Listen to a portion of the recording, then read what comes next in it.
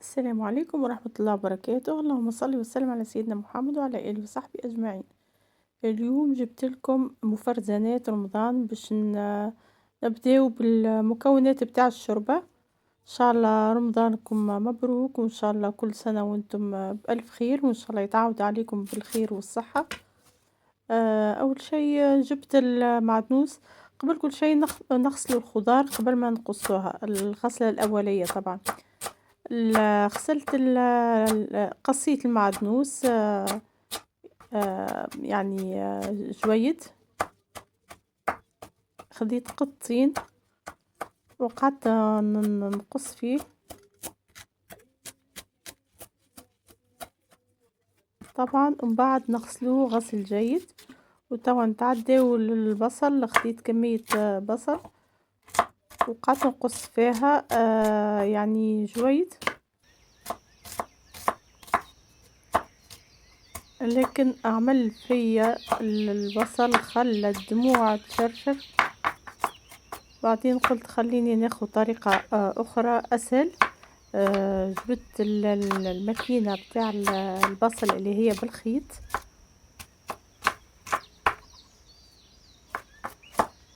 هذه هي بصراحة ننصح بها، رخيصة وعملية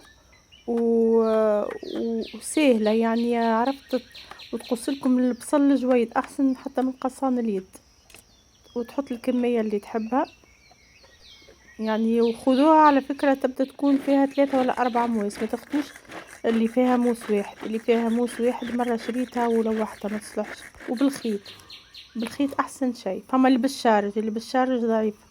شوف كيفاش تعمل البصل، يعني تقصه صغير صغير. بعدين نتعدى للقرع الأخضر، الكوسة، نحيله القشرة البرانية.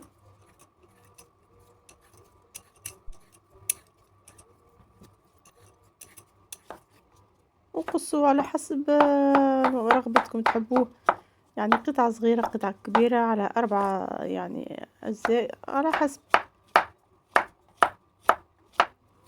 القرع في الشوربة بنين برشا.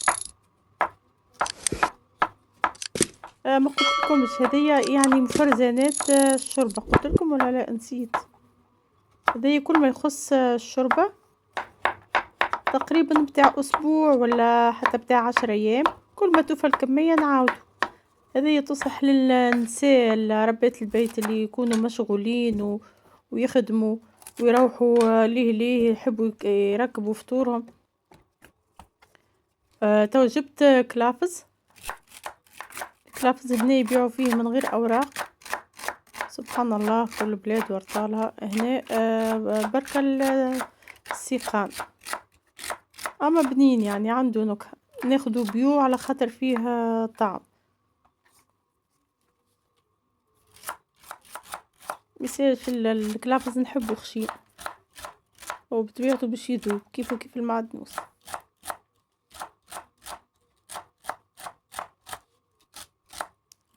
طبعا بعد ما نقصوهم نعاودو نغسلوهم غسلة باهية، يعني نشلوهم بالكدا. نجيب كمية من الجزر نقشروها القشرة البرانية.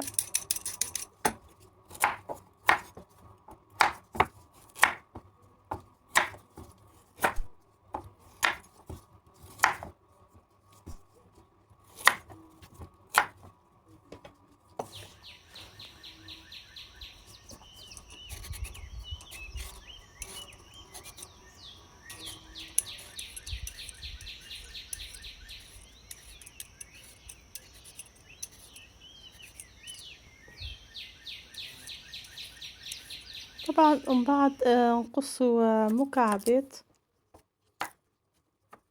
الشوربة قد ما تكون غنية بالخضار وبالبقوليات قد ما تكون مفيدة، وعلى الأقل تعوض لنا تعب نهار كامل. واحد كي يعمل صحفة الشوربة أول ما يشق فطره يحسها أنها مسدت له معدته وتعطيه الطاقة، بما أنها كلها خضار وكلها بقوليات، كل ما يحتاجه الجسم تقريبا في الشوربة بتاعنا. احنا كتوانسة شوربتنا غنية نحسها.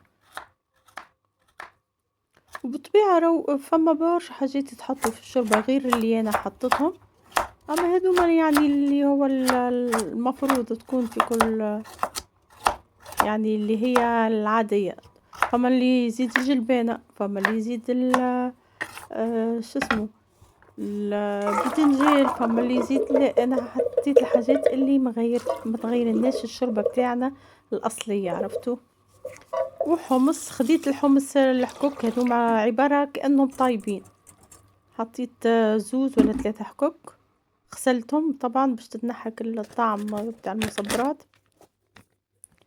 وغسلت فول مصري ولوبيا منفخة، او حطيت شوية فول مصري، حمص، بصل، جزر، قرع، كلافز، معدنوس.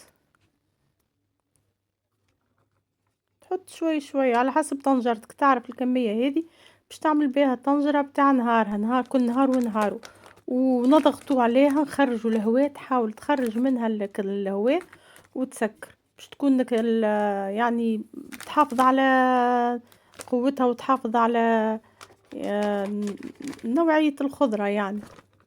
حاولوا اكبسوا عليها باش الهواء يتنحى.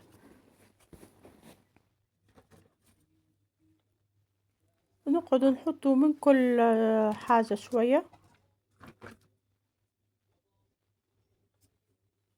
انا هنا ما عنديش جلبانة، نحب الجلبانة في الجاري. هذه على فكرة راهو مش الشوربة كهو، في الجاري نجم نحطوها في آم، لا اله الا الله محمد رسول الله،